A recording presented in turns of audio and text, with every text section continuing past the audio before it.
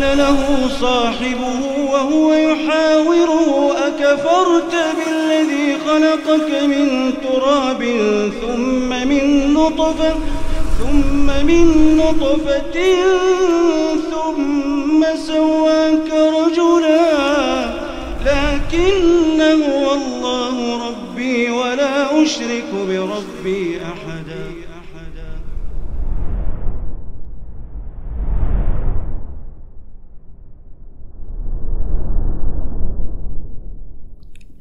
Bismillahirrahmanirrahim. Alhamdulillahirabbil alamin wassalatu wassalamu ala sayyidina Muhammadin wa ala alihi wa sahbihi ajma'in. Amma ba'du. Penulis hafizahumullah mengatakan 2. Objek akad atau transaksi, yakni barang yang dijual dalam akad jual beli atau sesuatu yang disewakan dalam akad sewa dan sejenisnya.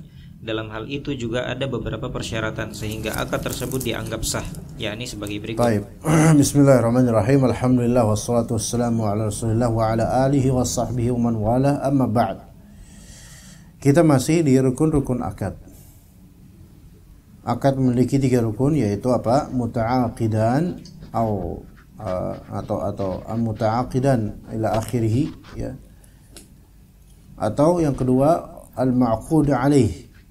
Al-ma'qudu alaihi itu objek akad. Objek yang dimaksud yaitu baik ainul mabi' atau ainul manfa'ah, ya. Dan yang ketiga sighah. Itu rukun akad dalam jual beli terutama. Jadi harus ada syakhsnya, ya, 2 pihak atau lebih, ya. Tapi bagaimana, kita kembali ke yang tadi dulu, ke nomor pertama. Bagaimana kalau misal kita beli di Shopee atau Tokopedia? Apakah terjadi muta'aqidan di sini? Sementara kita hanya tinggal klik-klik dan di-receive oleh komputer, oleh sistem. Kira-kira itu memenuhi kriteria atau tidak untuk nomor pertama? 2 pihak atau lebih yang menyelakukan akad. Kevin? 2 pihak. Siapa? Ya, penjualnya. Antum nggak interaksi loh sama dia, nggak nanya masih ada nggak gitu. Kan nanya dulu, cek nanya dulu ready nggak? Enggak, antum nggak ready, nggak nanya ready, langsung antum klik, bayar, transfer, selesai. Kok nggak tahu? Bukannya sering? Ya sering, tapi biasanya nanya dulu nggak? Biasanya nanya dulu. Ready nggak? Antum nanya dulu. Antum nggak pernah beli? Di Lazada. Nanya dulu nggak? Nggak nanya sih, cuman kalau bisa mau beli kan kita klik itu barangnya ada atau enggak gitu. Kalau iya. ada ya langsung. Kan kalau di Lazada lebih ini dia, lebih terjamin ada atau enggaknya, ya kan? Tanpa harus tanya dulu, ada nggak barangnya gitu, nggak dijawab, ping. Nah, apakah ini masuk kriteria muta'aqidan kalau misalnya tadi di Lazada itu? Karena biasanya malas nanya-nanya dulu, ya. Nanya-nanya masih ada nggak barangnya, biasanya langsung beli. Ternyata orang minta maaf, barangnya nggak ada, itu anak omelin habis itu. Gimana sih antum gitu? Apakah muta'aqidan tanpa ada yang ngobrol seperti ini? Ini termasuk muta'aqidan. Iya. Karena walaupun by system, ya, tapi sistem ini disahkan oleh pemerintah. Dan maksudnya ini tidak masalah, maka enggak masalah insyaallah dikiaskan dengan manusia yang lagi pula itu juga pasti terkontrol kok oleh manusia. Ya enggak? Dan pasti diketahui oleh si penjual kan? Yaitu orderan kita kan masukkan ada prosesnya tuh. Orderan diterima, kemudian sedang diproses, kemudian dikirim. Kan itu kan gak mungkin tiba-tiba klik langsung dikirim dan penjualnya gak tahu. Loh, kok udah dikirim? Gak mungkin. Taib. Yang itu oke. Sekarang bagaimana kalau antum beli token isi ulang token di Tokopedia?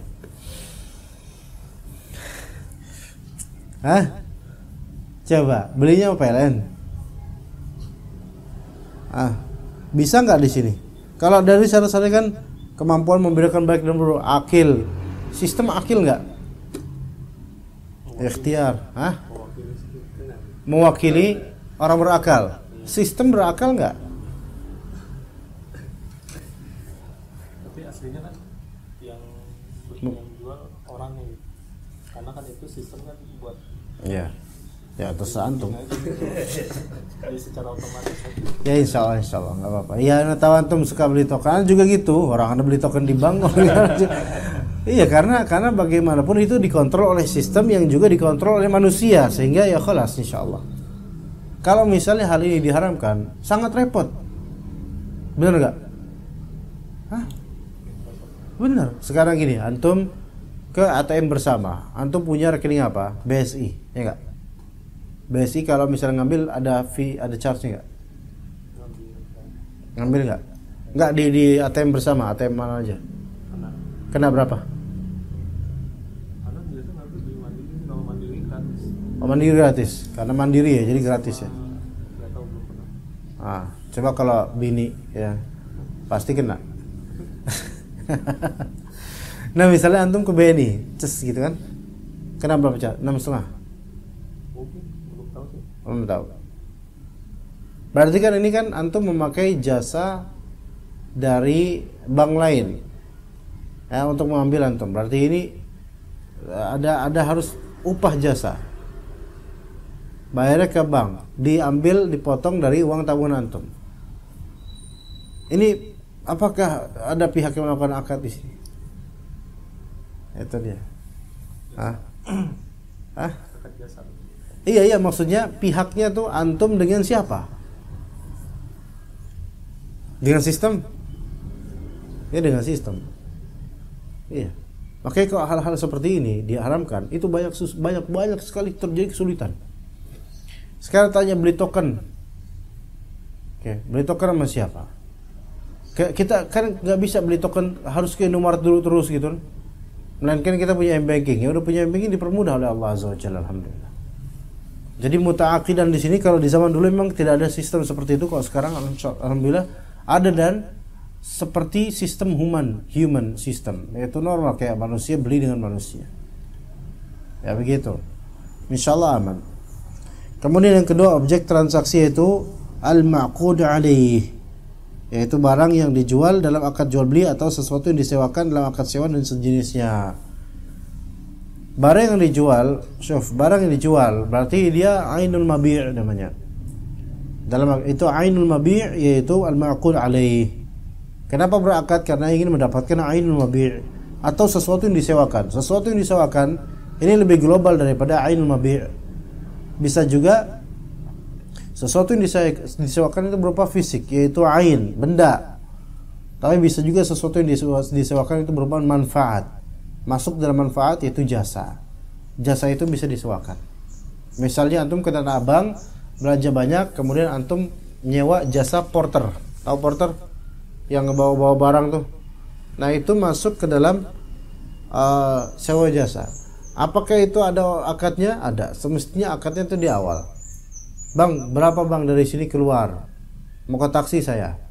Tanya, berapa kira-kira? Kata dia seikhlasnya. Nggak bisa jual beli kayak gini, ya kan? Taib.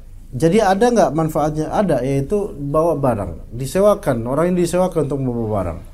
Dalam hal itu juga ada beberapa persyaratan sehingga akad tersebut dianggap sah. Ya ini sebagai berikut. Pertama, fadhal. Assalamualaikum. Penulis hafizahumullah mengatakan yang pertama, barang tersebut harus suci atau meskipun terkena najis bisa dibersihkan.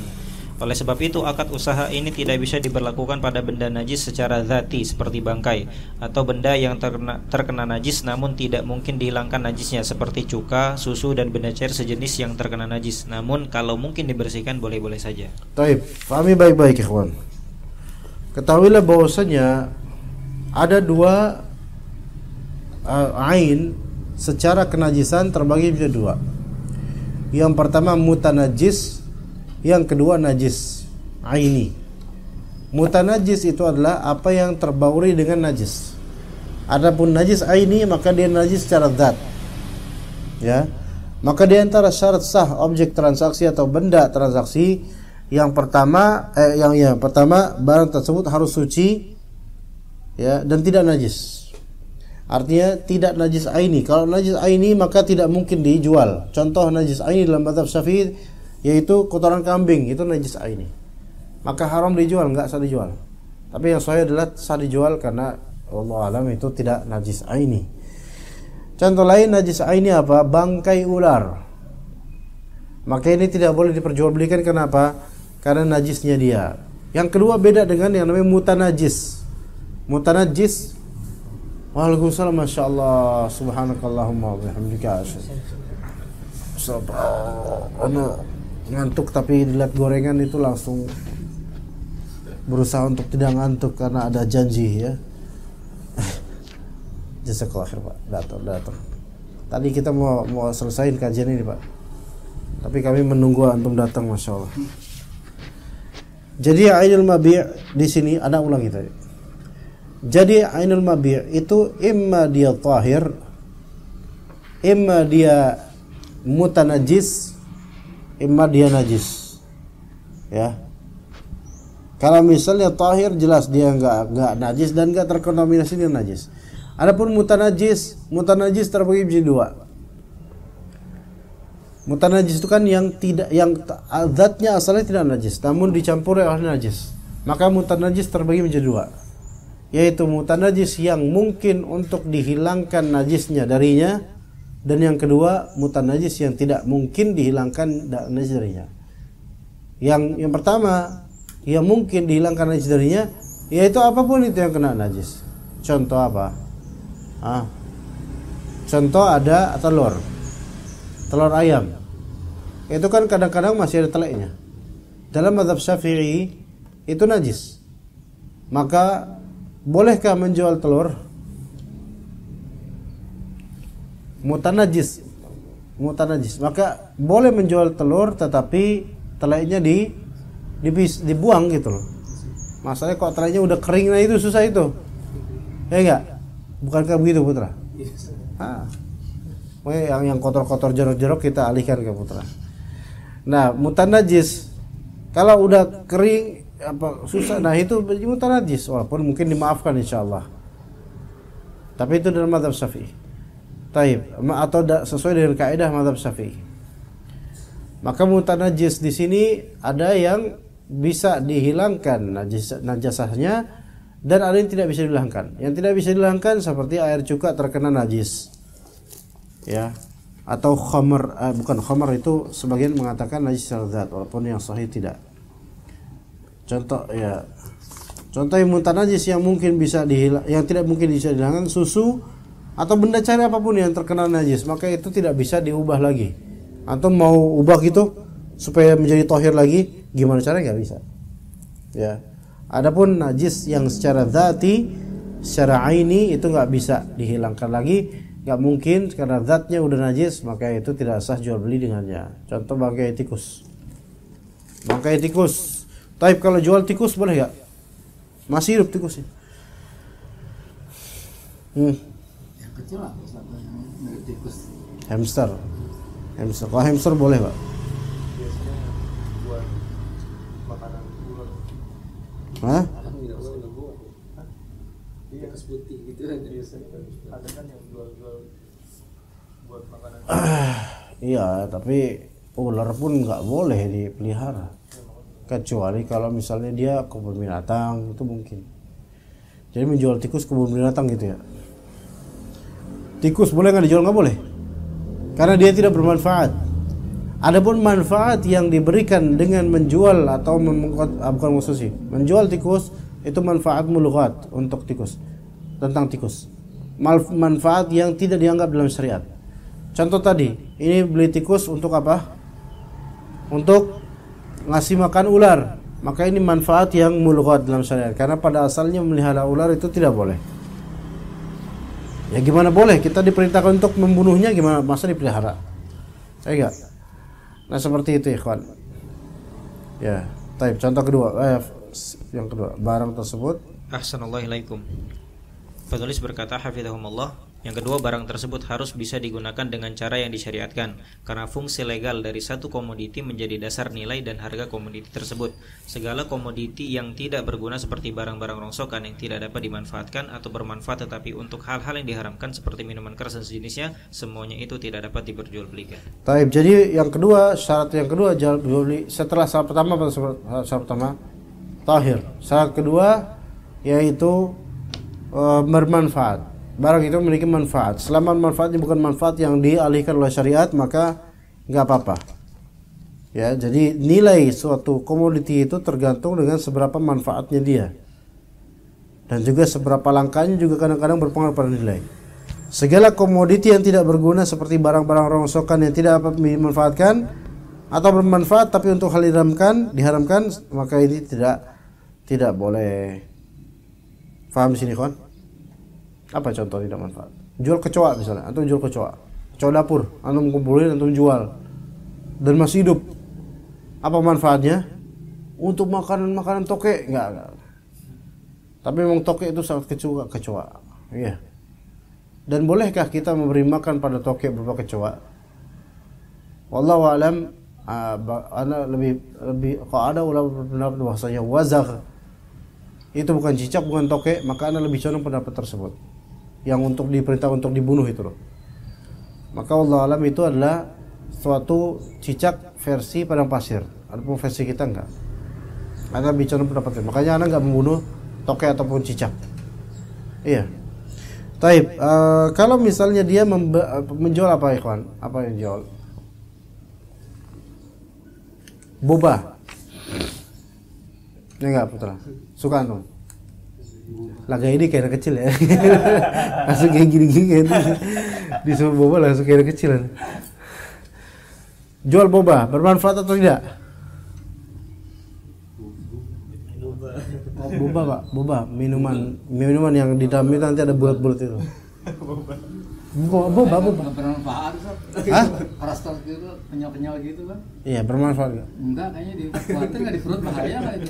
Ya enggak, bukan masalah gitunya, Pak. Maksudnya orang mengkonsumsinya tuh seneng apa enggak gitu loh, Pak. Oh, senang. Senang. Berarti bermanfaat. Iya, manfaat di sini ini kita nggak ngomongin masalah kesehatan, Pak. Ya, nggak ngomongin masalah kesehatan. Kita bukan dokter yang ya, ini nggak bermanfaat kata para dokter. Yang bermanfaat itu bayam, ya sayuran, lalap. Ya bukan itunya. Bermanfaat di sini adalah yaitu yang orang mendapatkan kenikmatan dan kesenangan padanya selama itu tidak haram gitu loh. Boba nggak haram, walaupun kalau kebanyakan bisa menjadi haram. Bukan boba aja sih, banyak makanan fast food. Iya, taib. Jengkol bermadarat atau bermanfaat dia? Apa hukum jual jengkol? Boleh. Kenapa? Karena orang banyak yang suka. Bukan makruh ya. Makan jengkol makruh. Oh, makannya. Tapi bukan makan jengkol yang makruh. Mengkonsumsi jengkol sebelum masuk masjid. Atau makan jengkol dan dia tidak ada usaha untuk memperbaiki bau mulutnya, maka itu makruh. Adapun makannya itu sendiri kita katakan lebih condong ke mubah aja. Iya, karena jengkol itu kan atau pete itu dimasak dengan cara tertentu bisa nggak bau, ada. Ya, jadi kita nggak bisa mengatakan makan jengkol itu makruh karena jengkol beda-beda usia dan juga beda-beda cara masaknya. Dan bermanfaat nggak? Banget lah, orang enak kok, gimana? Antum nih. Antum gak doyan jengkol? Enggak, Betawi biasanya doyan loh. Antum bilang, pantes lah, itulah makanya. Itulah. Antum jual lah tanah antum biar bisa umroh bareng.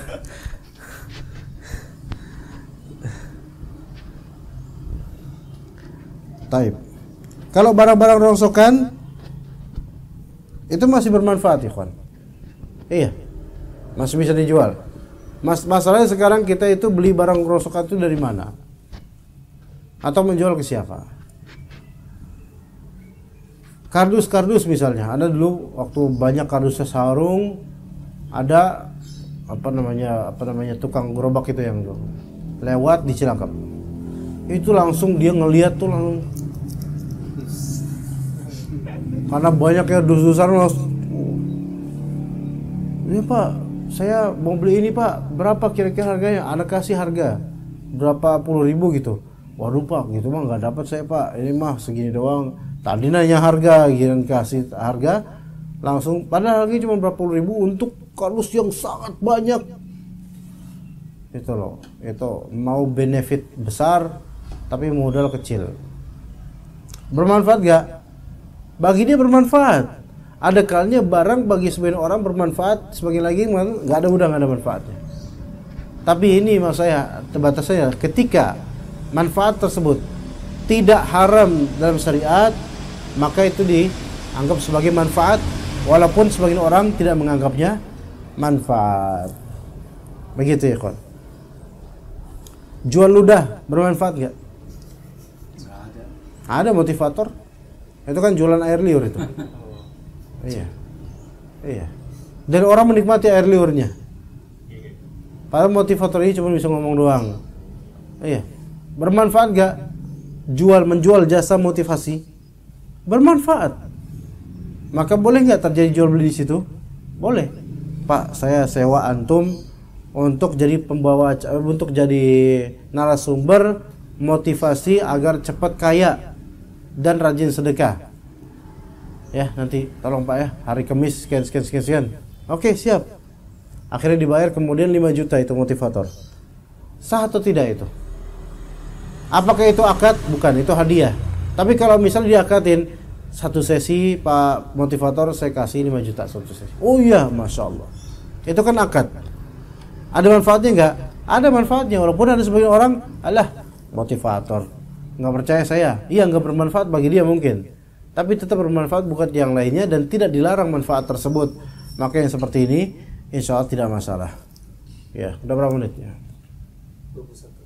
Sampai sini aja insya Allah. Nah, udah, Masya Allah, untuk nahan mata itu Masya Allah, sepertinya harus istirahat. Tapi makan gorengan dulu sebelumnya. Ada pertanyaan? Ada pertanyaan bisa? Coba. Bismillah, Ustaz, izin bertanya. Sekarang banyak orang-orang memelihara kucing hanya untuk kesenangan, malah cenderung berlebihan. Sedangkan di sekitar atau saudara kita banyak kesusahan. Apakah boleh?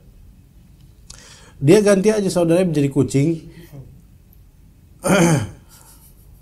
Dan kucingnya jadi saudara.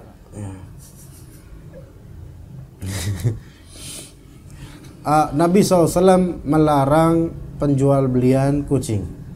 Walaupun khilaf di antara ulama, apakah larangan ini untuk makruh atau haram? Ya, itu pertama. Kalaupun untuk haram, lagi-lagi ulama berikhtilaf, berbeda pendapat. Apakah kucing yang dimaksud itu kucing kampung sembarangan, atau ada beberapa jenis kucing yang boleh untuk dijual belikan? Ini khilaf lagi di antara ulama.